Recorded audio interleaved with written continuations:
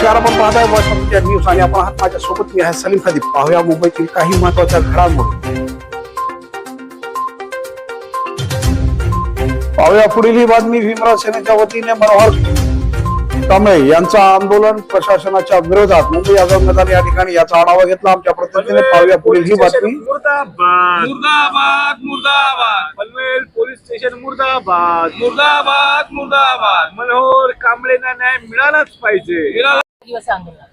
आज आमच्या मनोहर कांबळे यांच्यावरती पनवेल पोलिसांनी खोटे गुन्हे दाखल केले. यांचा फक्त गुन्हा हा होता की हे समाजासाठी न्याय मागण्यासाठी पोलीस स्टेशनला जायचे, तेथील जे अवैध धंदे चालतात त्यांच्या विरोधात तक्रार करायचे. हा राग मनात धरून तिथला जो कलेक्शन करणारा पोलीस अधिकारी आहे महादेव शेवाळे याने तिथे बनाव रचून तीन खोट्या हिंसा यांच्यावरती केल्या. हिंसा करत असताना यांना एकदा फोन सुद्धा केला नाही आणि डायरेक्ट चॅप्टर नोटीस दिली. म्हणजे आज चॅप्टर देणार, उद्या तडीपार करणार.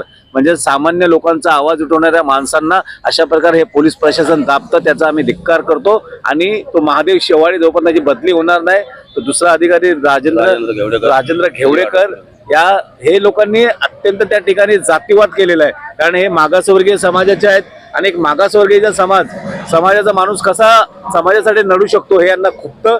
म्हणून तिथं असलेल्या सगळ्या सवर्ण समाजाच्या लोकांनी मिळून यांच्या विरोधात आणि राकेश कांबळे यांच्या विरोधात कट रचलेला आहे. हे तेथील उपसरपंच आहे, पळसपेचे सदस्य आहेत.